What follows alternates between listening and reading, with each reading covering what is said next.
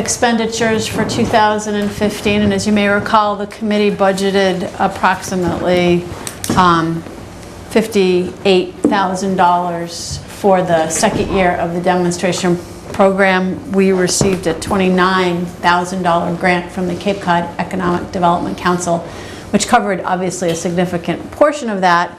And in looking at how much we've expended, the project for this year clearly is almost over. We've planted the seed, we've relayed most of the seed, we bought the seed, we paid for the labor to do that work.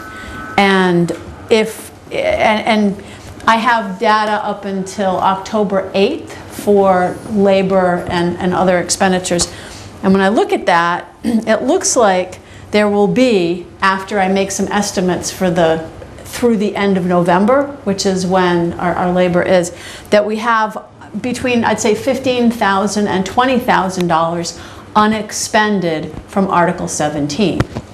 And that means that there was a net, we didn't spend all of what we budgeted, and I looked into why that is, and I think a major reason is because we got a $29,000 grant that covered a significant portion of it. And the other is there was fantastic management on the part of the Division of Marine and Environmental Services. They were very efficient about their use of time. We organized, or they organized things well so that we didn't have a big relay week at the end, but instead everything was done sort of systematically and incrementally. There was far less overtime than there was the previous year. And so for all of those reasons, we find that we did not expend all the money out of Article 17 that we budgeted for. Now, for next year, if the Division of Marine and Environmental Services has taken a lead in helping to fund that program, and they've put some money in their budget for a project for a laborer, the position of propagation manager, and have put money in to buy 1 million seed. So that's about $30,000 coming from the Division of Marine and Environmental Services. And if you think that, you know, if it's true that my estimates pan out, as I think they will, we'll have 10 or 15, or we'll have $15,000 to $20,000. That means for the third year of the demonstration project, the Article 17 money will only be in the order of $10,000 to $15,000 needed. So an additional allocation in that small amount of money, which I think is fabulous news. And I just wanted to let everybody know that we were on track. I haven't produced a final budget because I want to wait till we have final expenditures for this year, so that it's not estimates, but actually it's the money that's been spent. And then that will have happened before December, and so we can come back with knowing exactly the dollar amount. These are, again, estimates, but I think they're close. Again, I like to do the numbers once we have them. And it is, as long as town meeting agrees, Division of Marine and Environmental Services will have that money in their budget for the labor and for 1 million seed. And that's my update. Oh, and two other small points. When I'm thinking about the budget to propose to this committee for next year, I'm thinking that we would want to include a small amount for the exploring oyster reefs. Mm-hmm. And we will need to have an additional relay. The cost for the cost for the patrolling of the relay in Quistit will likely be higher than last year's patrolling costs, because West Falmouth and Green Pond were on current routes, and Quistit is a little bit out of the way, and there's a sense that there's going to need to be additional patrol. It's a very popular, it's secluded but very popular area, so there will be some expenditures for additional patrolling. As in, what you mean is security. Yes. Yeah, this is making sure that somebody doesn't harvest them That's exactly right. before they're ready. That's exactly right. Okay, got it. All right, so that's my update on the budget. Good news. Any other comments or questions from Ron? Yeah, I would think that anytime we're going to discuss something like this, could you send us And can you send this to us, what you have right now? These are Shows you- estimates. No, I know estimates are good. We just like to be in the picture. You're talking numbers here and there, and I don't know which is where it is exactly. But in Yeah. terms of the breakdown, you must Yeah. have some broad breakdown in that. But it'd be good if you could send it, through the chair. No, well, Yeah. and that makes sense. I think the intent is to come back here with a specific number for next year Right. based on the final numbers for this year, which aren't Right. final yet, but Right. I see your point. Yeah, just to know. If we're going to follow a series of numbers, we ought to see them. Yeah. Sure. Right, and I thought about that, and then I thought, these are really very preliminary numbers, and so when you start putting things on paper, they become more, they have more, even if I put Right. draft and preliminary, people start throwing these numbers around, so I just wanted to share them with you and say that when the budget comes out, everything will be, as I've done in the past, a budget sheet that's an Excel spreadsheet that I hand out to everybody and send out. Okay. I have some very preliminary questions.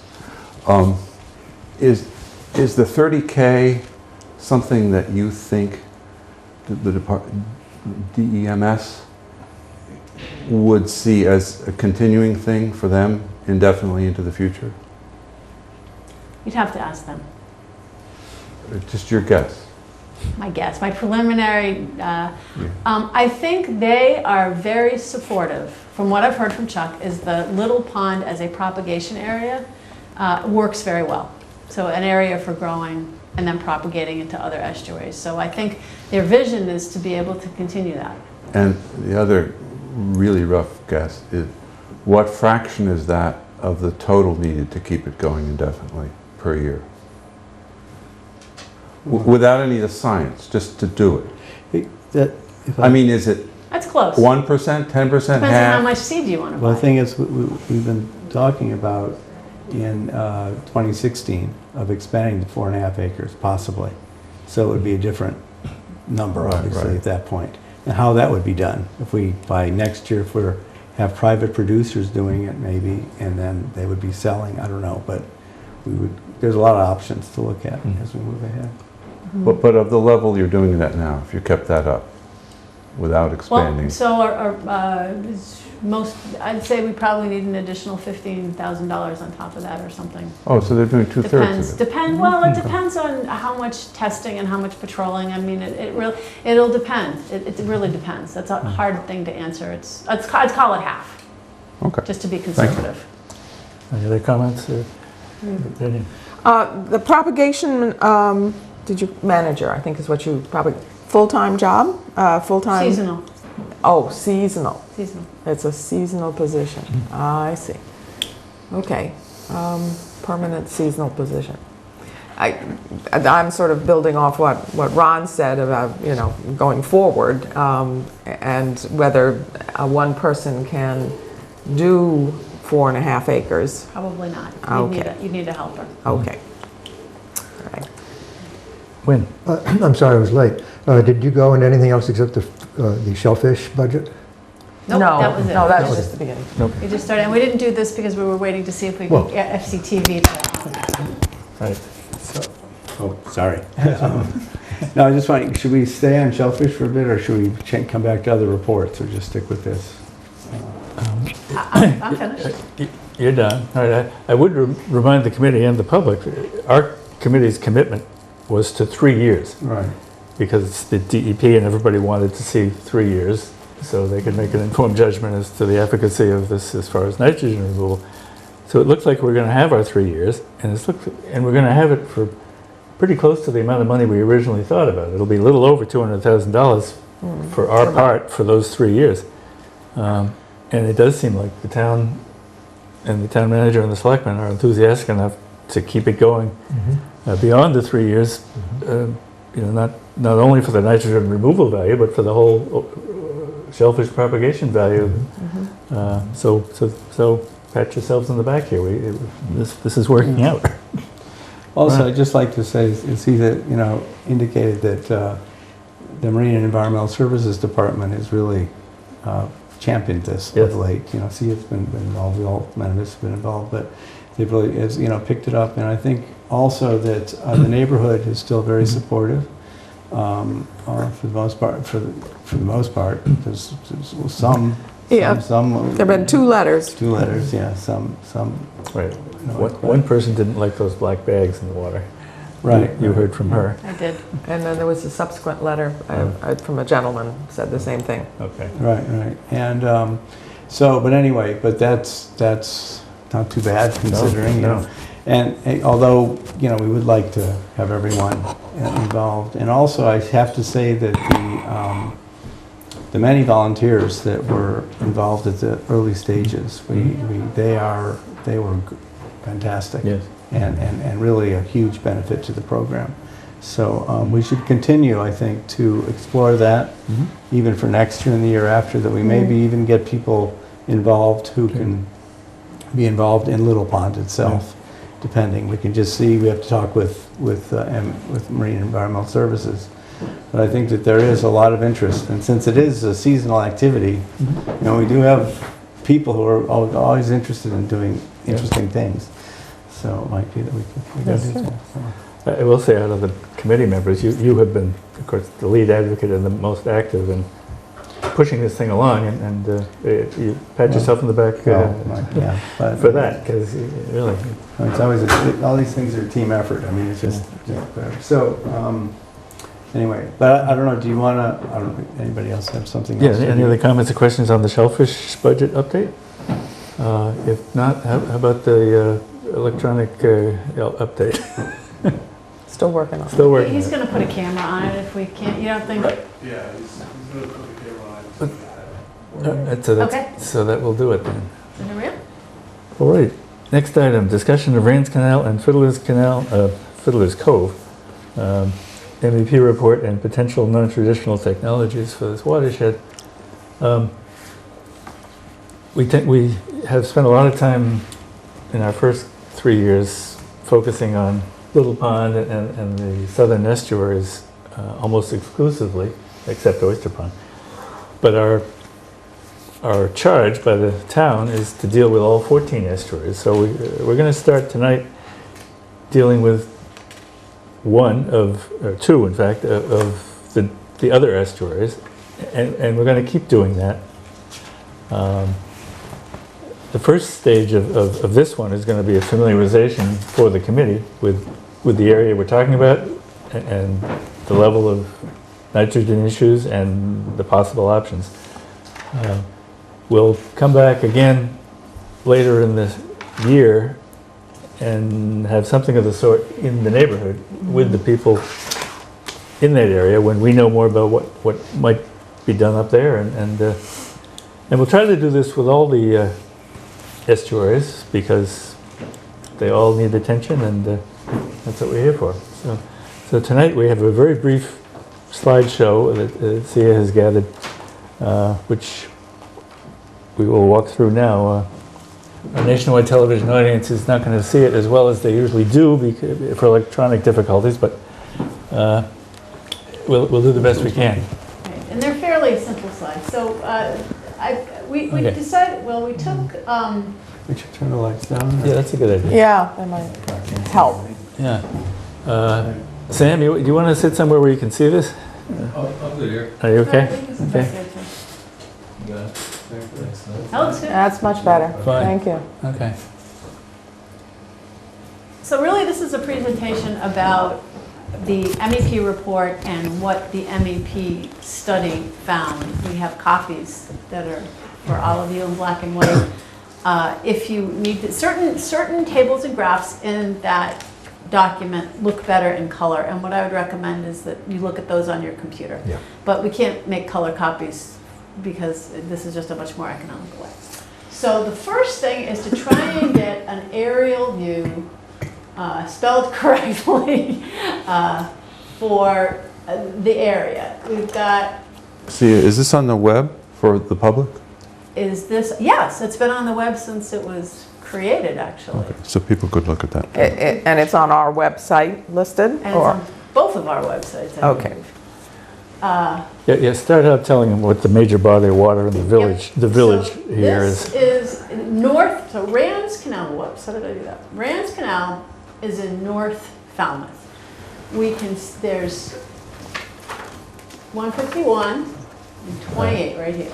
I got that right? The other way around. The other way around, but Yeah, so correct. this is 151, and this is 151, and this, at this intersection, there's a pizza place here. No, there's- no, No, no. Where am I? pizza place is down the Down here, There. right? That's the pizza place. Yeah, the pizza place, well, I get off the highway and I go pick up pizza right there. That's 28A. Yeah, Virginia actually can This is tell you where these yeah. things are.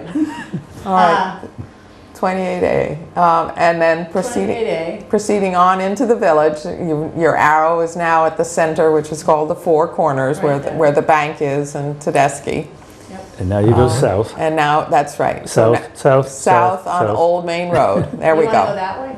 Nope. I'm not doing this. Where's, I'm not moving my computer, so I'm Oh. gonna stop sort of touching my computer because it wants to change. Okay.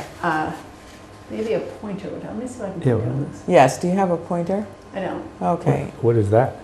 So Cedar Lake is that's Cedar Lake. Oh, this is not. Okay, which is upstream of Rand's Canal, and there is a very nice herring run that connects Cedar Lake with the northern fork, also called the eastern fork of Rand's Canal. And Rand's Canal is sort of like an upside down V. And C is about to point out where it is. Good So- idea. Yes, Excellent that's idea. all right, the southern and the northern, otherwise known, in the ME report, for some reason, he calls them the eastern and the western. Yes, he does. Okay. And they're connected by Cedar Lake, and it was a herring run that was dug, man-made. It wasn't a natural herring run, but it's a very nice functioning herring run now because it was recently rejuvenated. Yes, and the connection is right about here. That's correct. That's where this is. And there's a nice map in the MEP report that actually shows that hydro connection Yes. pretty well. All right. And then there's one little more pond that you're pointing to, and that, I believe, is Flax? Yep, Flax Pond. Flax Pond. And I'm not so familiar with Flax Pond. Does that have a connection? Yes, Flax Pond does have a hydro connection, and I believe it's Probably, here. okay, to the western. So Part that's of Cedar Rand's Lake Canal. going into the eastern part, and Flax going into the western part. Where is the town line? It's well north of this picture. Well north? Well, no, and we'll get to that. This You can is see it not on this, really John, You can- behind me. visual Yeah. we have Where it turns gray, John? It'll be coming up here on Okay. the screen. I think what's noteworthy from looking at the aerial is that this is a densely populated area that's certainly been developed. There's some green spaces and 2 freshwater ponds. So this is, I think, the take home from looking at an aerial view of Rand's Canal. So I'm going to move on to Fiddlers. Yep. Which is another, again, densely populated area. The hydro connection is with Trout Pond over here. This connects in here. And this is clearly not a natural feature. This was dug, Eric, you gotta help me out, what year? In the 60s. In the 1960s, this was dug out as a canal. It's a boat basin. And there are docks in front of houses going all along. And a substantial boatyard Yeah. up at the top. Right, near the mouth. And to answer the question of, these are pictures of the physical place. And what the MEP report did is gave us the watershed. And so what I think is interesting about these watersheds is how far north they do travel. So I'm going to not do it on my computer, I'm going to do it from here. So if we've got our estuaries of concern here at Fiddlers and here at Rand's, you see that the watershed goes past 151 and 28 and 28A and goes clear into Bourne here. That's the this is the town boundary. And I confirmed this when I was looking at the GIS. This is all Joint Base Cape Cod. Correct. Right. And it's all sewer. So there's not a little piece of this that's not. I just No, just made it's all all. Joint Base Cape Cod. This is, a lot of this is conservation, a lot of this is state-owned, and then the development really starts in what they would call the lower part of the watershed, where the travel time is less than 10 years. So we have a map of that because when you're thinking about the planning and the land use, it's great to be able to see lots and buildings and other features, and this does show on that map better than those freshwater connections to the saltwater. If I could just make a comment about the travel time, you see where it sort of looks like a Z there? Okay, that's actually the limit of the less than 10 years. Not all of the lines have been drawn on this map because it would make it too confusing. But that's roughly where the less than 10 years and more than 10 years travel time division is. So everything in what's called the Crane Wildlife, which is north of 151, and then on up into the base is all greater than 10 years travel time. And it's also worth noting it probably doesn't contribute any nitrogen So essentially It undeveloped. doesn't. because the base is sewered and the wildlife area is by definition not producing nitrogen from human sources. Right. So really, to the extent there's a contribution from human sources, it's from the west of Route 28, Correct. and that's all. Yep. Does that middle watershed, excuse me, Pardon? does the middle watershed go into the, The middle watershed is the part of Rand's. Okay, So I see, Rand's has yes. that, it's that V. is that V, okay, So the yeah, two parts of the V are the first two, and then Fiddler's is the lower one. okay. So the first of the base plumes that come in are north of this. Yes. And so Correct. they're all in Bourne. Well, not quite. There's a small piece of it that comes into North Falmouth, just south of that gray area. There is one plume there that came into Falmouth just a little bit. Everything else is as you just stated. The other thing we should say that's not shown on this map, but is shown in your report, where you see all of the little subdivisions of the watersheds, is that it goes way up into the base, and it goes so far that it actually exits Bourne and enters the historical part of Sandwich. Right. Yeah.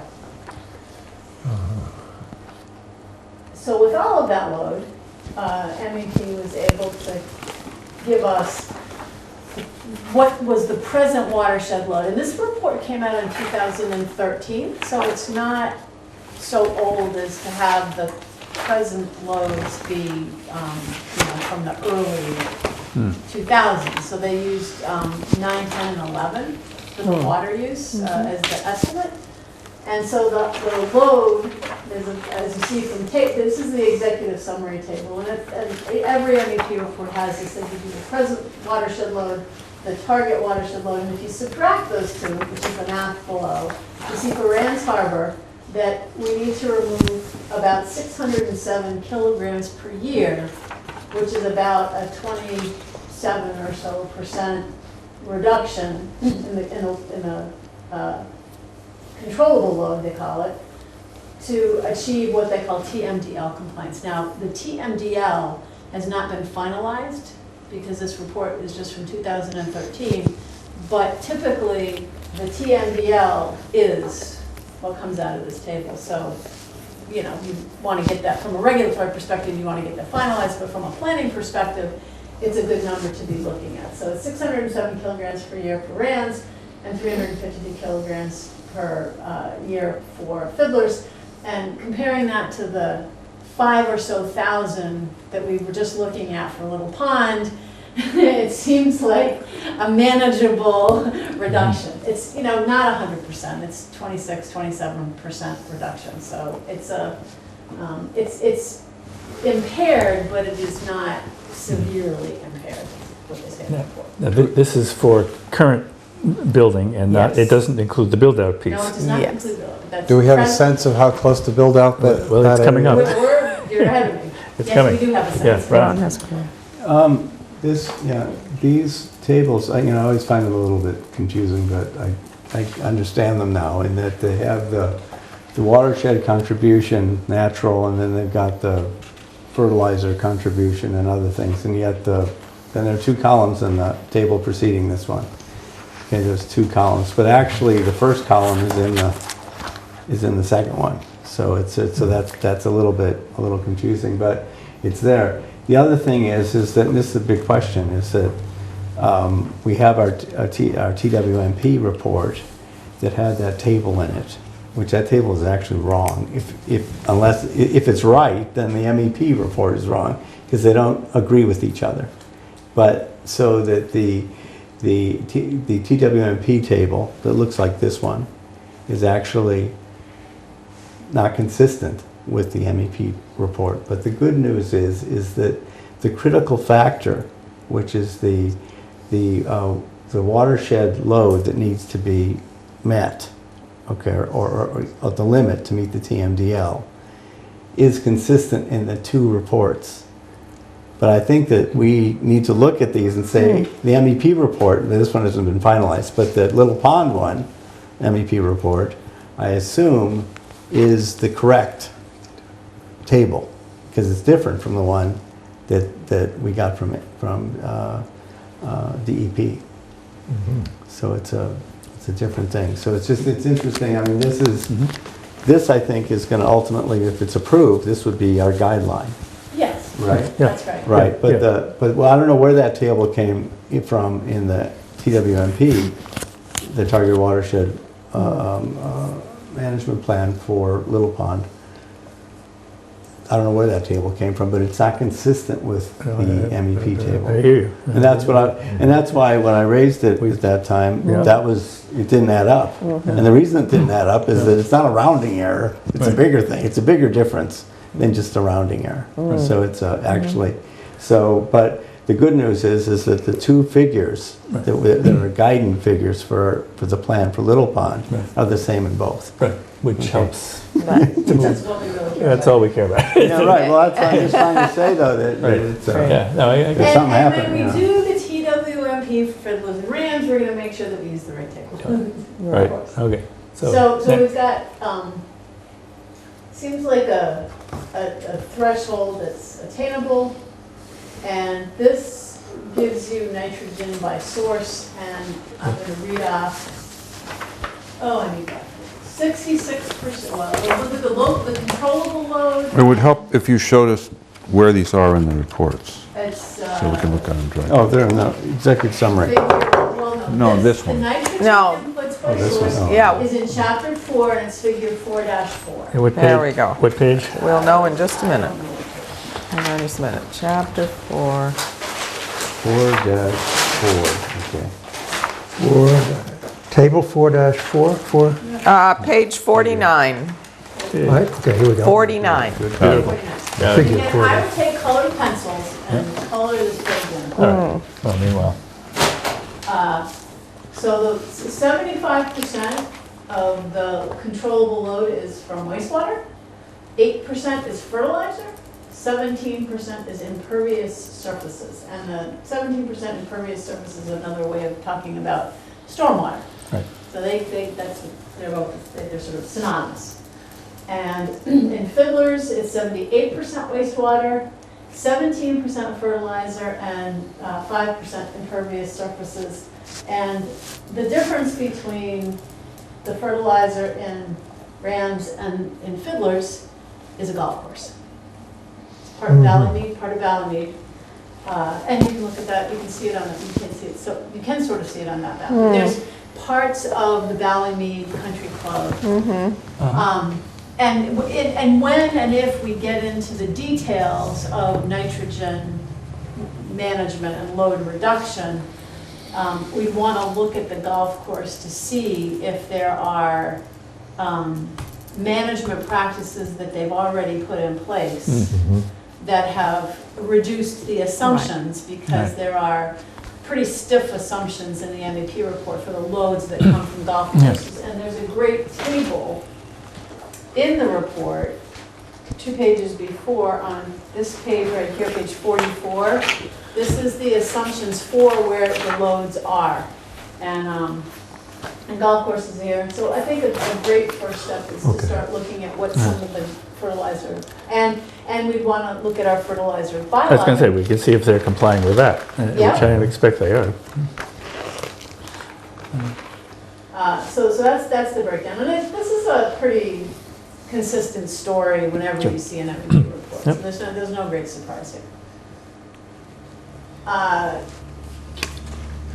So in thinking about how you would attack from a non-traditional alternatives perspective, some of these loads, we think about, again, about fertilizer, nitrogen control. We think about what kind of stormwater best management practices have maybe already been installed or could be installed. The town is working, you folks all have probably heard that the new MS4 stormwater regulations are in draft form. The EPA has put those out. And the main requirements over the next 4 years are for towns to systematically inventory their existing stormwater systems, identify places where stormwater best management practices might be installed, categorize these locations, and then within 6 years do a pilot somewhere. So that's what they're saying right now in draft form. And so you'd want to look and see if there's any, bang for your buck that you could see in some of these areas to remove stormwater. We'd look at PRVs, our favorite, IA systems and eco toilets, and shellfish. Those are just a laundry list. The MEP report itself, because you all saw this because you read it, said some interesting things about attenuation in that Cedar Lake and Flax Pond, and found that they didn't think that in Cedar there would be much additional attenuation, but Flax might be a place where you do some coastal habitat restoration and perhaps increase the attenuation, because right now it's 0. It's 20% in Cedar, but they didn't see any attenuation, and they did that through mass balance, and they actually did quite a lot of gauges. I looked in the report, they measured over a period of several months the nitrogen content and the flow rates from those freshwater ponds into the estuaries, and they confirmed it with USGS models, and they were close, in their opinion. They were within 10% or something. So that'd be another thing to look at, and land use controls. Back up to point it, because in the previous slide, a key issue, just the previous slide. No, This one? no. Keep going. No. the other direction. Previous to the one you had there. Aha. Thank you. Nope. Go back. Keep. Sorry. Thank you. Stop. Build out. Build up. Their numbers have these huge build-out numbers attached to them. 1960 kilograms per year, 400 kilograms a year. That's a huge build-out estimate as far as increased nitrogen goes, and it's a fair question. So where'd that come from? Exactly. And that's why I put land use controls and build out estimate. Yeah. There's a rainbow spreadsheet that you can see in the report. And that's probably the next page after this. All the meats on these 3 pages right here. This page 47 has our most interesting rainbow spreadsheet. Yeah. And that's where page 47, where they talk about the build out. If you look at the last few columns, they were stunningly large numbers. Yes. Kind of jump out at you. And as you get into this, the first thing you do is a needs assessment and a real build-out analysis, and you try to ground truth that to what we know about land use. You look at the MEP. They have wonderful spreadsheets, and they tell you very explicitly what they counted for what and how many development units per parcel. So you want to go in there and you want to try to ground truth these large additions. Developable parcels. Yeah. But it's possible that it's correct. Well, No, it doesn't it's seem- huge, it but- doesn't seem likely, and given what we know about North Falmouth. Well, for fiddlers, it basically doubles the present load, and that's probably true. Just thinking that our development. Fiddlers would be the southernmost long stringy thing. Is it doubling the load, or is it doubling the amount that needs to be reduced? Well, I'm sorry, it's the map. This map is good because it shows the houses and the lack thereof. Yes, And there's clearly an area downstream of your Z yes. in the town of Falmouth, west of 28A, where there's a whole lot of undeveloped area. Yes. It's all wet and unbuildable. Well, not all of it. There is one large estate there. It's on Benjamin Nye Lane. There's another 10-acre parcel that's right next to the North Falmouth School, just as another example. So you were talking about the healer The healer, estate. right. The The healer gentleman that property, yeah. tied your sewer project up. So there are still some large chunks of land that might be considered to, but I do think ground truthing based on local knowledge would be important to do. They may have thought that some of these golf courses That's the other thing I was going to could be say. subdivided and therefore would have lots of houses on them. And you also have the 31 acres that is still owned by the developers of Ballymead right. that's up for auction right now on Route 151. And that originally was supposed to be assisted living, but that project never got off the ground. Is there a way, I mean, if, let's say it was developed, whatever land is available, I mean, is there a way to control the type of wastewater management system that would have to go along with it? Like in Mashpee, if they have developments, they have on-site package systems that deal with that. Is that On something? that 31-acre piece, which the town did zone for 125 assisted living units, if anyone wanted to go forward and build that, they would have to have a self-contained Right, system. some So they, by definition, they wouldn't be allowed to Right. contribute to this watershed's Right. problems. I don't know if that So was. we already have in Falmouth, if developments of 5 or more houses have to be a cluster system and they have to meet 12 milligrams per liter. So if the healer estate is all of a sudden developed, it's going to have to go in with cluster systems and with IA systems that meet Right. 12 milligrams per liter. So we've set ourselves up reasonably to deal with that. But maybe they didn't know that. when they- I think that that's true. Does that apply to if you, and this gets into development law or something I don't know nothing about, what if you just subdivide it and sell off the lots? You don't create Any subdivision. the forest of Ballymead or something with all like semi-identical looking houses. You just sell them to different people and they each build individually. They still have to be put into a cluster system. Right. Okay. Yep, and then, That's the only way and that can be he's done. talking about local bylaws, then if the development's of a certain size, it also triggers Cape Cod Commission development of, and so That's 30 acres, that's not going to help you much. Yeah, There most is of it. it'll help you with the healer. Healer and the golf course, And the yeah. golf course. There is an issue with this, of course, is that I have some friends who live in Yarmouth and they lived they're in a subdivision of 120 homes. And they built, I think one of the RUC systems was put in there. And it was like, and they only developed 60 and then the market crashed. So now those 60 households, some of which are affordable housing, have to begin now manage that system. And even though it's, Right. so it's underdeveloped, but they still have this big thing to operate, you know, this facility.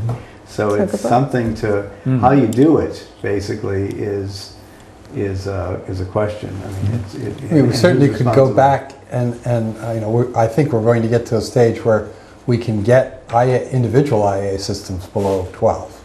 Yeah. And so you could say, instead of having to cluster a development, each individual lot would have to have an IA system that met 12. Right. Well, there are some that do now. So that, you know. I Either think way, you lots of do it, you ways- got to do it under 12. Actually need 5. Okay. So, any more to this Okay. drama? Oh, question on this part. If you use the PRB, this is just for purposes of a theoretical question, for northeastern Rand's Canal, let's say that you could put it either downstream or upstream of, what is it, Cedar Pond? Cedar Lake. Yeah. Is there an incentive to also protect Cedar Lake for its own sake by putting it upstream of that? It doesn't care about nitrogen. Do they care about phosphorus? They And care you about can do- phosphorus, yeah. I visited Cedar Lake today just because of tonight's meeting, and I was amazed at how pristine it looked. I could see almost the entire coastline, and you can see that it's a fairly large lake. And the houses are not built up to it. In fact, you see natural vegetation all the way around.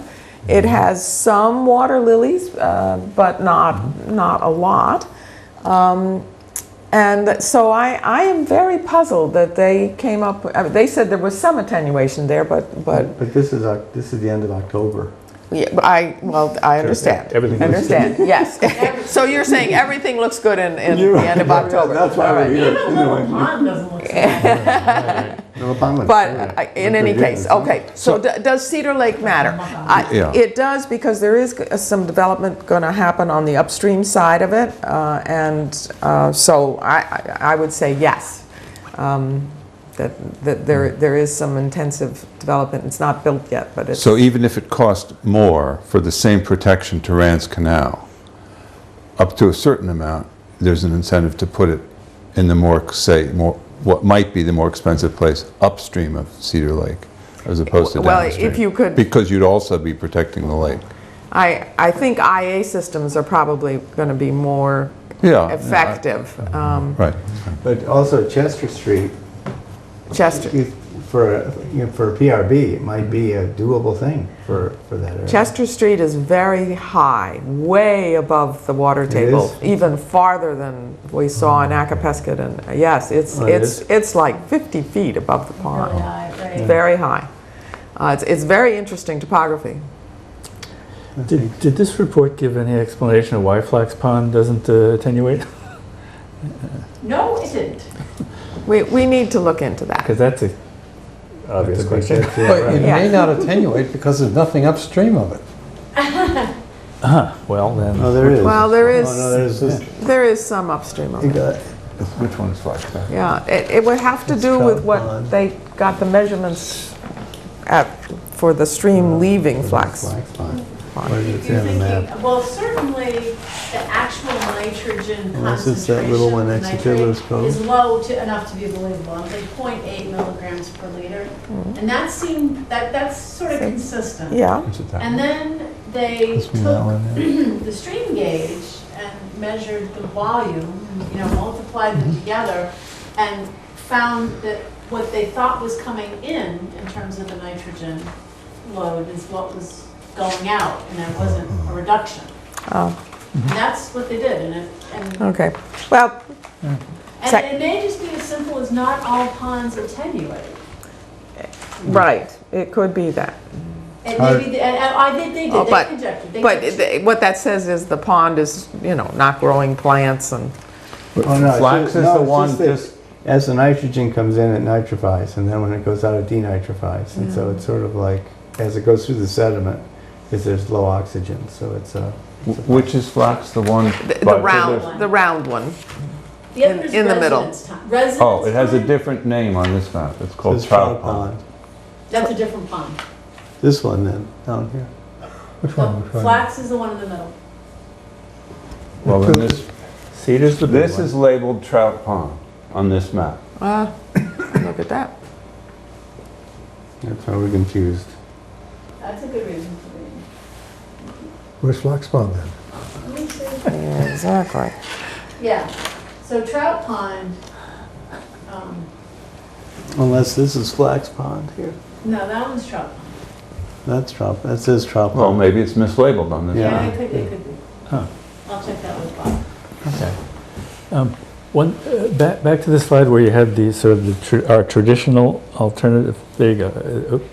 Okay, fertilizer, nitrogen control. Except for the golf course, I think we know there's not much worth exploring there beyond what we already do. That's right. The shellfish are either of these bodies of water likely to be desirable shellfish I would habitat? say they're not amenable to shellfish, but Well, interesting, Ron and I had fortuitously have actually been on a little field trip to Fiddlers and Terrans with Matt last spring. And we were looking at exactly that, whether there were areas for reefs, whether there were areas for some bottom planting.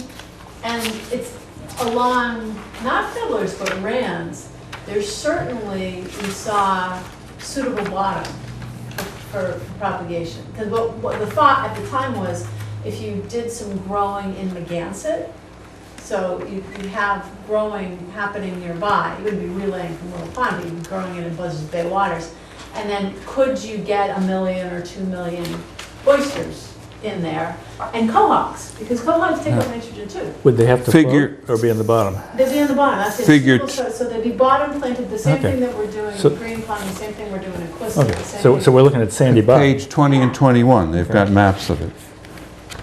And they- Shellfish suitability areas. Yeah, they're on page 21, 20 and 21, yeah. They have Is there shellfish there now? Oh, yeah, There look are- at that. There were oysters there Okay. now. Yes. And quahogs there now. Suitability does not necessarily mean presence, but, Even in Fiddler's Cove? Yep, Yeah. look at that. See? That's This, amazing. this is more or less in the boat basin, Yeah. not as you get up farther. Huh. It gets too fresh. And you in wouldn't the upstream necessarily part. have it as an area where you want to harvest them necessarily, but you may want to propagate them there for natural, to try to establish some sort of a natural set. It's Well, very- you'd have to remove some of these areas. I mean, it's drawn right on top of the boat docks. Clearly, they didn't subtract out obviously No, Yep. they're- unavailable They're probably areas under there. the boat docks. But there are, Yeah. there are, I mean, it depends, but the regulation is that if you have cohogs, which is what this is indicating pretty much, then you can't do aquaculture, if it's a viable cohog fishery, then you can't do the aquaculture. But it might be that they would be happy, they seem very happy now with the oysters that are being collected. But it's an issue about aquaculture over those areas. you and could things. bottom plant though. I mean, Yeah. you can relay into active quahog areas. You just can't give away private grants. Right. That's the Oh. distinction. Okay. We could absolutely plant quahogs right on top of oysters. I Right. mean, oysters right next to quahogs. Nobody's going to complain about that. It's just you can't have private grants.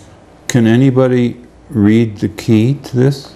But I'm wait- trying. Wait a minute, if we plant the oysters from, say, Little Pond there, somewhere that's contaminated, then this would be closed for a year to cohogging, because it would be, Right. I guess this is mainly quahogs? They close out for a little well, bit. that's not really a, is that it's a cohog area? Is that- Quahogs, yeah. Well, And what are the little dogs? But it's completely Yeah, what are the closed, little right? dots? They I can't don't do see- anything there.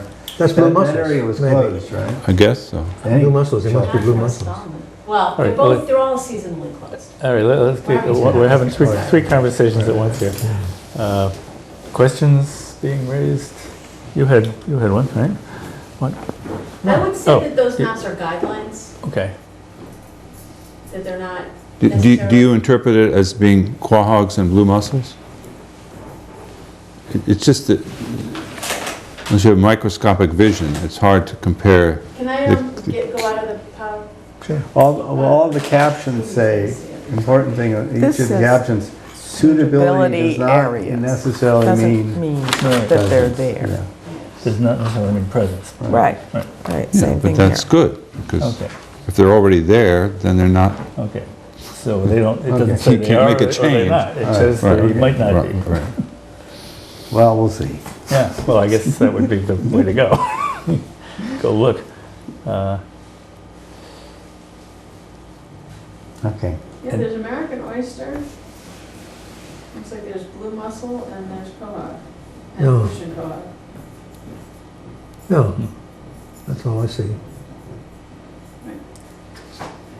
Well, certainly shellfish potential would be something that I would recommend looking at Right. as a first order, because if you think about fiddlers and you're only needing to remove 350 kilograms and you can grow them to 3 inches by bottom planting, we're talking about an acre, 1.5 million oysters, and if you did some sort of a mix of, mussels and quahogs and oysters, you mitigate the risk of anyone just having a die-off. You could think about shellfish meeting, you could take fertilizer, if there was some storm drain you could control, you could start getting at a number that's, I think, manageable, because you can grow to full size here. That really gives you that most bang for your buck. Right, and we do have to look into it. I mean, these areas, these two fiddlers and rans are conditionally closed, which means they're closed in the summer, but open in the winter. Yes. Okay, so if we put our oysters in the winter, it may end up causing a restriction to the winter harvest of the quahogs. Okay. And because they need, depending where they come from, either 3 months or 6 months for depuration. So you'd want to put them in the spring or summer? Well, yeah, but the thing is that you have to find a way to overwinter them, and it's all of that. We don't want to do that. Why couldn't we designate an area that was closed also in the winter, so that they had time Well, we for a did. whole year to grow? We did. I mean, Every area that we relay into is conditionally closed. West Falmouth is conditionally Okay, closed. there you Houston go. is conditionally but it was closed in the closed. winter also. Green, Right. what is? Where West Falmouth Harbor was closed, where we put the That's right. oysters in the That's right. winter. We closed Yeah, off right. a small area of a commercial recreational area. But and they do that in Bourne's Pond for the quahog propagation as well. It's part of propagation management, and Sure. DMES is quite comfortable with it, because you're increasing the resource. You're closing it for a little while, but then you're opening it up again with plenty to harvest. Right. And that's how you sort of keep this propagation planning going. We didn't close off all of West Falmouth, it was a section, and so this year, we're closing off under the bridge, which is a different section of West Falmouth, and relaying into there and doing the exact same thing, closing it for the winter. It'll be closed, as it always is, through the summer, and in the spring, more oysters near the bridge area. And Abbott's Point the same way, and Green Pond the same way, and Bourne's Pond the same way. So I don't think that paradigm would be unacceptable in these two areas, because it's worked in other. What about the area percent limitation? Right, you're limited to a certain fraction. 10%, right?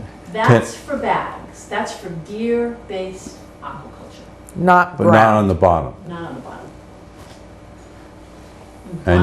And the numbers you were just quoting for handling this are based on bottom. Yes. I was just, again, broad brush, brainstorming.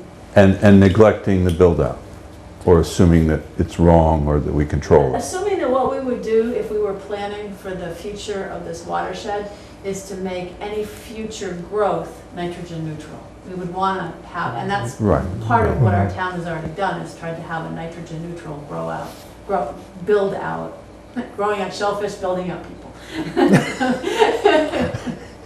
Yes, Plan. yes. Well, we did it at some point in the last, I don't know, certainly within the last 10 years, when the Fiddler's Cove Marina upgraded their clubhouse. We redid that whole system in there. So What do they have now? it's not an IA system, but it's a pretty good Title V system. And it's some distance from, the clubhouse was down on that flat part, and it gets pumped up the hill above in back of the big boat sheds. And it filters in up there. Yes. Now, you know what kind of nitrogen loads it gets? I don't think it's huge from there.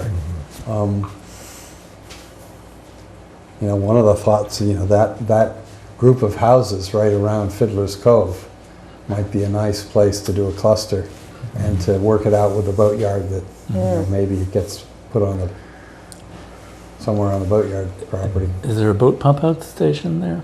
I'm sure there is. Oh, yeah. There has to be. Really? So there's an additional load of Load, nitrogen that's coming in right. from that. There's also in Fiddler's Cove, there's an oyster upweller, Really? a private one. A private one. And right outside in Buzzards Bay, there's a private Right. Gross. Right. Oh, is that where they're growing them in Buzzards Bay? A grant. Yeah. No. There's some, it's right around, outside the sort of neck of McGee, right where the breakwater is, Mhm. around the corner from the breakwater. It's actually Megantic Harbor, Greater Megantic. Megantic Mhm. Harbor. Okay, well, I think we've identified a number of things that are worth looking at as we move along here. Before we're ready to go on the road with this, but at least some of these questions ought to be answered. But it's a start, and everybody's got their copy here to read and study, and we'll. I thought we were supposed to read this before. Well, it was. It It came over the internet before, but But now you can touch it. now you can, right, now. Well, now you can take notes in it, and I think that the That's plan good. is to go through our west-facing watersheds and see if anything, if there are some common themes, and then Yeah. revisit them and try to see if there's a project that sort of surfaces as, boy, that makes a lot of sense, or what. But the first step is for everybody to know where these are and to have understood the magnitude of the problem, if you will. We're going to see some other watersheds that have much stiffer requirements. Do we know where the sentinel stations are in each of those? Yeah, there's a Yeah. map. There's a map in They're, here? Yeah, there's a map. they're sort of pretty far up in each one. I believe for Rand's Canal, each Rand's Canal sort of ends in a kind of a cul-de-sac. I believe it's actually in the center of that cul-de-sac, so it's about as far inland as you can get. And are there flushing did they do flushing values for the, It did. There's. that's all in here? Yep, and I looked, that's one of the first thing I looked at, the tidal prism and the actual tide, they're pretty much track each other, so. Page 92. How much of a tidal range do they have there? Large one, like? It's more than 3 on or the 4. south shore. 3 or 4 Yes, feet? it's, yeah, I think that's right, Double, yeah. yeah, which So is fairly good. fairly good flushing. Yes. Yeah, And they dredge periodically too, don't they? I guess they have to. Suppose, I don't know when the last time was. The sentinel stations are here, I'm just looking for the map that shows. Yeah, I can't find it. I thought it was in the executive summary. All right, so here we go. What page? Oh, I'm looking at page 97. 97, yeah, there's one sentinel station in each one. Or H1 and Oh, yeah. C1. Oh, much farther down. No, there was a color picture on the web that showed them further up, the way Virginia Yes, described. yes, this says monitoring station. It doesn't say sentinel. I remember, I read the executive summary. There might have been more than one. I remember 3. Yeah, I do too. Yeah, there are 3. I forgot what map they're on, but I've seen them. I do. S1 and S3 and 75, S2 and S3. Yeah, Yes, page 75. I don't see S1, but, well, S1 is way out in the sound. Oh, that's tide gauges. These are tide gauges. Okay, forget Oh, that. So that's not it either. tide gauges, so not sentinel station. Maybe that's, yeah. I saw them. Well, no, okay, they here's- were in turquoise. It's S for tide gauge. Online. What I would do is take my 68. electronic, Ron, can you search for sentinel? Yeah, you got it up on there. See, if I do that, our nationwide TV audience is gonna see everything else that's on my computer, so. No, we can't have that.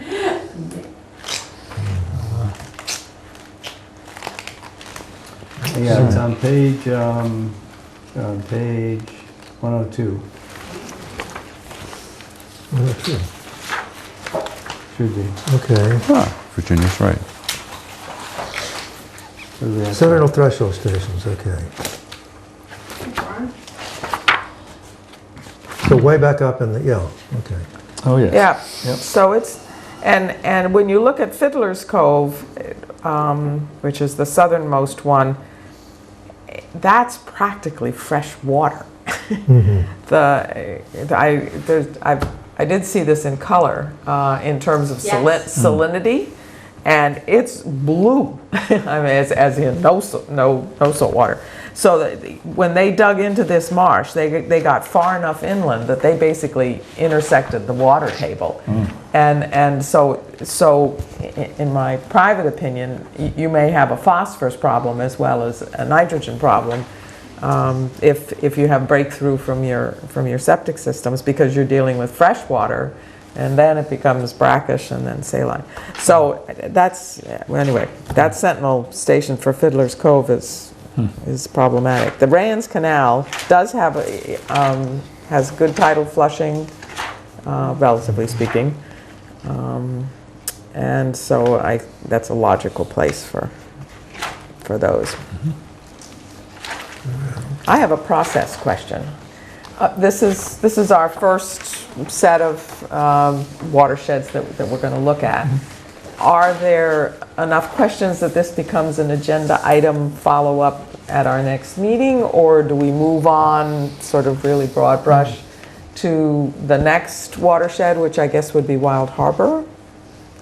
And do we have one of these for Wild Harbor? Yeah. I guess, you tell me. Well, we should definitely have these printed up for Wild Harbor and distributed well before the next meeting, Okay. because that clearly would have been helpful tonight, I think. There is a Wild Harbor, I think I have it. Yeah, there is one. Yeah, there is one for Wild Harbor. Yeah. And the funny thing is, I remember about Wild Harbor is it practically meets the TMDL. I mean, it's just, nope. 50%. Oh, I don't remember it right then. Oh, well. Okay. Quistit is close. Quistit is close. Okay. Wild I thought Harbor, there was one that was. 50%. Yeah, I think, well, this was sort of a trial run at how the committee would like to look at these reports and whether we want to really dig into one or kind of do a survey and then maybe come back. Well, I think we can combine that with what you're saying.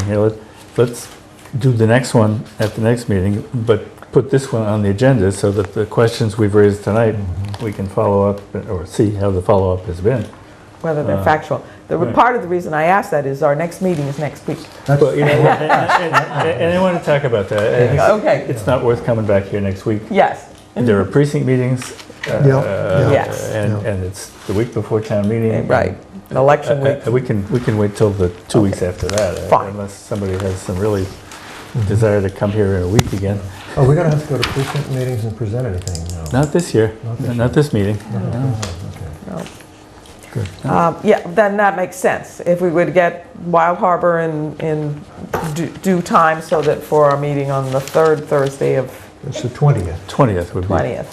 Perfect. So I'll have copies made. Okay. And it's about $170 to have all the copies made for an MEP report. So just so you know. Okay. In color or in black and Black white? Black and white. And you've made 7 each time or 8? I made 10, Oh, why 10? so that I could have one. Yes. and Jerry could have one, so that's 9, and then put one at the library. I see. Okay. All right. Fair enough. So the town meeting is on the 17th, is that That's right? correct. And the 18th. And, well, yes, Right. maybe the 19th. Is that the Not third? if they can help it. Yeah. Yes, yes. Are we gonna have a water quality meeting the same week as that? Same as that? We'll be on the 20th. Right. Yep. Yep. So Yeah, unless it goes over. No, town Not gonna meeting go won't. Thursday. No, it's not going to go ahead. No, there's not that Good. much, I hope. no. No, I was gonna say that. it should finish in 2 nights. Right. 2 nights, you think so? Oh, maybe. And if there's, I didn't hear particularly any research question that I should follow up on. Oh, yeah, you did. The build out. Well, but, so that becomes a fairly, I guess that would be a question, I'd like clarification, and I'd like to. There's no write it. urgency for it, but it, Yeah, I think we can talk about that. We've all got the message, and we'll share it with you. Okay. Uh, Yeah. So, anything else on this topic before we move on? Okay. All right, report of members and staff. Who's been doing what? 208 meetings? Sure. You and I and Yes. Sia were all there. And Sia, and Ron has been at some, so 208, stands for camera. The Cape Cod Area-Wide Water Quality Management Plan update. And this is the County Cape Cod Commission effort that has been going on now for a year and a half. And has now reached the draft report stage and has had 4 meetings in the 4 sub-regions of the Cape to discuss the whole plan. I think the key point to me is that of all the watersheds on the Cape, 57 are shared between towns. And so in terms of dealing with nitrogen in at least 57 watersheds, there needs to be a conversation with at least one other town and sometimes more than that. So right now we're in a public comment period, and that ends on November 20th, which actually is our next meeting. We as a committee haven't really made this one of our projects. It's just been sort of liaisons. So I don't think it's really appropriate that the Water Quality Committee issue a comment, but I was going to ask you when. I'm thinking of sending in some comments. I didn't know whether you were. I'm thinking of sending at least 2 comments, Okay. short ones. Is that draft available online? Yes, it is. It is available online. This happens to be the executive summary, so it's about 30 pages, which would give you fairly good flavor for it. That just should go to the Cape Cod Commission? Yes, right. I'd just like to add that I was encouraged by what they seem to have learned in the past couple of years about how to deal with the issues that the towns have been raising with the commission about cooperation with the towns. And I think I was fascinated when I heard Paul and Vicky mention how much he had learned from the problems that had arisen in Yarmouth, for example, and how much he had learned from us in what we were doing. Yeah. So I think they seem to have learned a good deal. Which are the Falmouth estuaries that are affected? Well, Coit Bay. What else? We actually have several. In fact, what we just discussed tonight is considered a shared watershed because Because of extent. Yeah, extends up. So, and we have another watershed to the north of us and one more to the south on. Well, let me rephrase it. I think only Which are the ones where And then it Wacoit. matters? Wacoit. Quite bad. Coit and Wacoit Bay. Megansett. And Megansett, Megansett are the 2 that really matter. Yeah. Is it Bourne that has not been gotten its contribution in from Megansett? Is that what has happened? That's correct. Yes. So we don't have that yet. That's right. Yeah.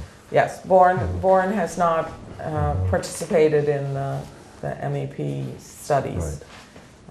And so part of the regulatory framework that is envisioned in this 208 plan for communities that do not pay attention to their nitrogen issues, the DEP has the authority to step in and require them to take action. Right. Yeah. Actually, I think, depending on how this goes, aren't all of the estuaries to the east of Little Pond, don't they go up a little bit into other towns? Not all of them. Great Harbors does. Great Pond. Great Pond, sorry. Yeah. Great Pond does. Great Harbors is on Great Pond. The next one is Green Pond. That does not. And the next one over from that is Bourne's Pond, and that one does not. That terminates. But that's why I said where it matters. So Because if we have no intention It of doesn't sewering north of 20, or doing anything north of 28, you can't very well go to a town that's even further north and saying, naughty, naughty, you better do something up Right. there. Exactly. Great Pond does So- go up as far as Sandwich, but we've already talked. But to it goes into the base. It's the same situation as We've this. talked to the commission and they agree 100% that we do not have to negotiate with Sandwich about this, that they will undertake to work up an agreement with Sandwich that says you're off the hook as far as Falmouth's concerned, and that'll be that. I'd like to just repeat what I thought I heard them say, and let's see whether you agree with that, about what our responsibility is in the shared watersheds. That if, at least for next year, at least for the next year, they're going to require that we do something by next summer to determine how much our proportion of the watershed is, how much we're responsible for. And as long as we determine, together with the other towns, how much we're responsible for, and we can agree on that, then that's all we have to do. We don't have to do any cooperation by next year. Have I understood that correctly? I'm going to comment, you're going to turn the light on, right? Okay. What I heard was in two parts. The first is that a town entity or a governmental entity has to say, yes, we are the responsible entity for these watersheds, Right. A, B, C, D, E. Okay. And then the second piece is using the MVP, have I got that right? Watershed MVP, Okay, which stands for, multivariate planner. okay, yes. That clears it up. It doesn't. Okay, using the watershed planner that is based on all of the hydrology that Geological Survey has developed in the Cape Cod Commission.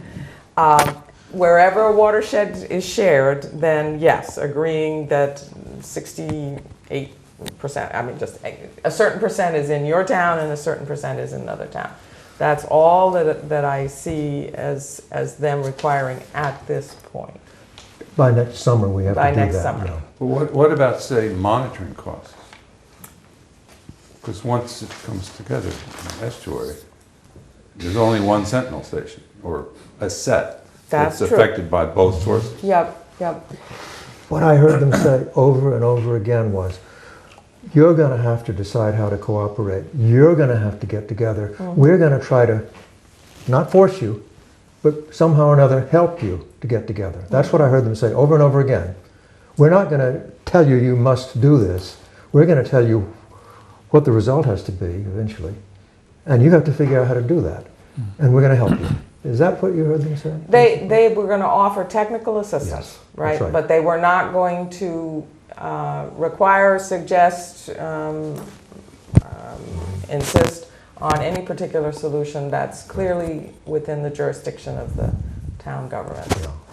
And either the town governments, I've heard over and over again, either the town governments have to form some kind of an entity that crosses town lines, or they have to cooperate with one another in some other way.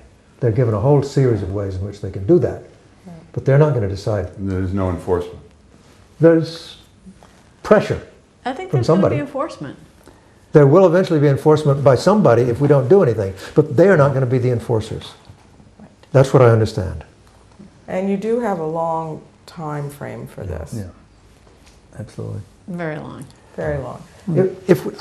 As I see it, if we didn't do something, someday someone's going to come and say, a court's going to tell us what we have to do. If we don't do anything sooner or later. Well, ultimately, that's what the EPA Yeah. suit has been all about.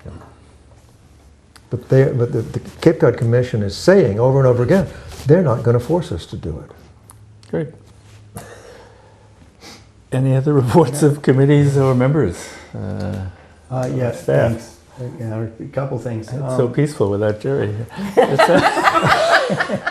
He's watching on TV. Hi, Jerry. We're not live. Yeah, I do- otherwise we'd get You it won't be all. watching till tomorrow. So, yeah, just, oh, you want to go ahead? I'm sorry. Yes, sure. Okay. I just wanted to report on this. I've read this book. Tell them how much it cost. It cost $215. Oh, And I have a 10-page summary which summarizes just sort of quick overall view of what each one of the chapters contains and which ones I think it might be worth reading and might not be worth reading.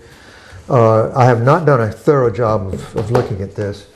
It's both disappointing and interesting because it opens your mind to all of the different kinds of things that we haven't been thinking about in the way in which we look at source separation and decentralized management of wastewater systems, starting from septic systems and going either toward some kind of cluster systems or wastewater treatment facility or IA systems or whatever it happens to be.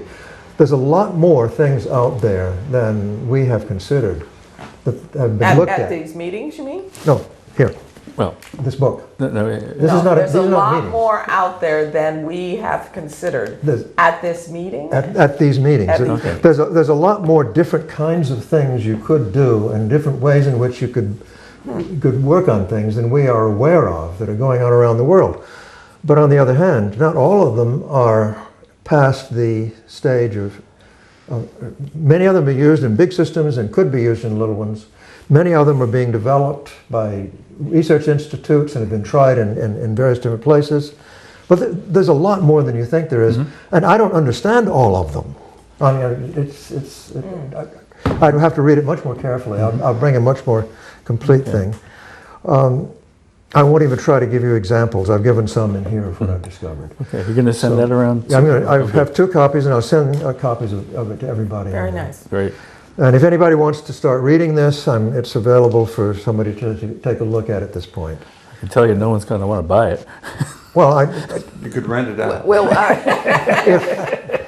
if Sia says after she reads this that we ought to have a copy on hand for people to look at, then we ought to buy it. I would suggest, Steve, from the engineering point of view, to have you leaf through this and see what you see out of it. Or if you want to.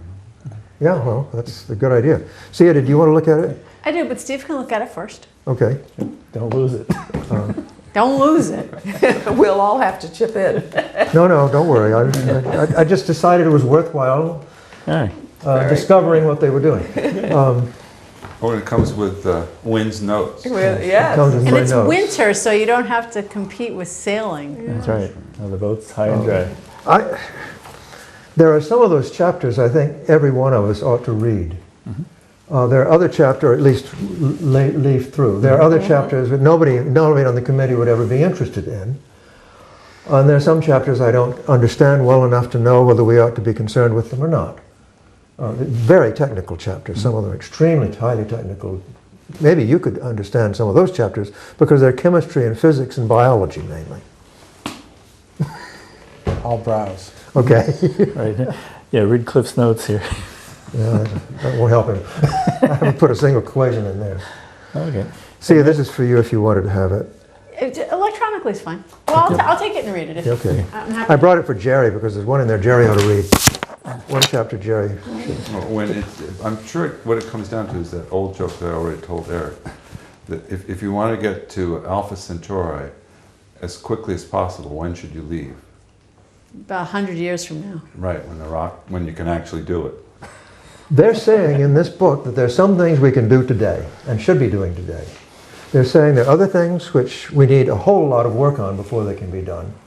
And they're saying that a number of them, in fact they say over and over and over again on almost every chapter, this is a systemic change. It's a change which requires that everybody be on board. Not only just the people who build the systems, not only the people who use them, but the agricultural people, if you're going to, that the scientists, everybody, the regulators, everybody has to be in the same room and talking about it if they want to bring this together and make it work. That's what they say over and over again. But That's hard to do. Yeah, it's hard to do. It's a big room. Holland is doing it. That's the interesting thing. Holland is doing it right now and started in about the year 2000, and they're saying that they're actually going forward with 40 some odd projects in Holland.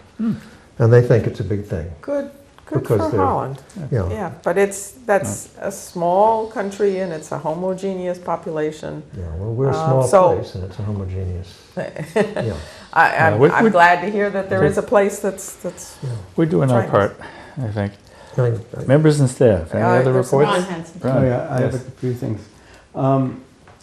Firstly, I don't know if we discussed it yet, but the Falmouth Ultimate Shellfish Experience Oh, no, we took have. place on October 4th, thanks to Sia and the Marine Environmental Services Department at Chappaquiddick Beach and the West Falmouth Harbor there.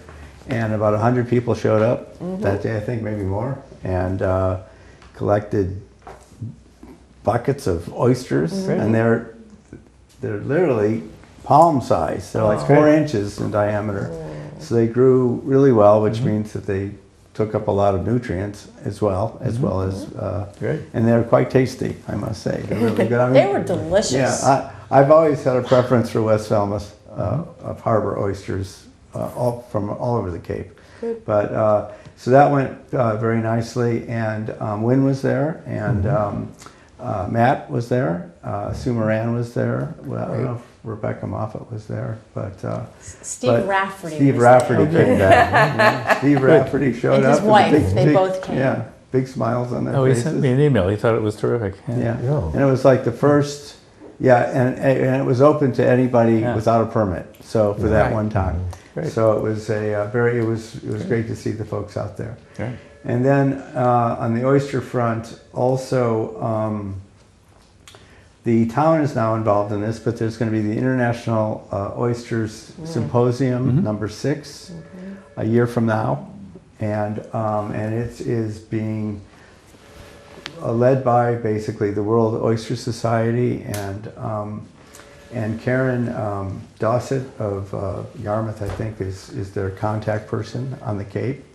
And it will be conducted in Wellfleet as part of the Wellfleet Oyster Festival, but we should basically have a counterpart here as well. If we will have oysters in the same way. I mean, it could be more of a local thing is a little different from Wellfleet, but Wellfleet will be part of it. And then, but then there's going to be scientific aspect. There's going to be social. There's going to be plays, readings, and all kinds of things. Not just a strictly scientific event. And the poetry. They're thinking about putting in sculpture. There's a lot of stuff happening. So it's turning into quite something. But last Sunday, this past Sunday, there was the Grand Oyster Tasting, which was part of that. It was sort of the kickoff thing at the Seacrest. Yeah. And Mary Pat Flynn was there, Rebecca Moffett was there, Sue Moran was there, as well as Bill Keating and Dan Wolfe. And they both spoke, and Dan Wolfe emphasized the importance of shellfish as in dealing with the, as well as Bill Keating, in dealing with the water quality issues on the Cape. So it's really getting into, it's not just fringe element completely yet. It's sort of penetrating a little bit. And Mainstream. So, yes, it's mainstream. Yeah, so that is going. So that basically that's off and running, and it will take place, and probably in Woods Hole, Seacrest, other places for presentations and different things. The details are being worked out. But it will become like a major focus of oyster aquaculture in terms of environmental aspects and all the other elements too from a science standpoint. Do you know the dates? It's like the 23rd to the 25th of October. here in Falmouth of October. October, okay. Yeah, so the dates are A year from now. A year from now. A year from now, yeah. Time machines are not required. But it's Going backwards and next. forwards. So anyway, so all that's going well. Then the other thing is, and I don't know where this stands, but I've gotten a message from someone about that an infiltration test had taken place at Site 7 with DEP was there, and this one of their people, I think, Christo Demisioris, who is in DEP, and they had some questions that the site apparently didn't perform as advertised, but maybe it's okay. It's just that there's some issue. They're doing more analysis now, so it's there. I don't know if you've heard anything about this, but there is some. I don't know if you what you've heard and Pretty much what you just said. If Jerry were here, he could probably give more details. More but, detail, yeah. It's a work in progress, and DEP is watching it, and nothing gets by them. Right. So- Well, it's being checked. So, and I spoke with Mr. Demisioris, and he said basically that it's under evaluation. So it's going on because we had this question from some neighbors. So I followed up, checked with him, and sent them a back saying that it was. Since there's only one neighbor, I think we know who you're talking about. Yeah. Well, this one, yeah. But it's somebody anyway. But it's well, it happens to be in their backyard. So the thing is that Understood. He has a every real, right to be interested. yeah. The butter, in fact. Yeah. So anyway, but that was something that came up, and Right. but otherwise, that's about it. Can I ask Ron a gourmet question? Yes. You mentioned that the West Falmouth oysters are your favorite. Yes. So you're like these people that I read about that can actually tell the difference.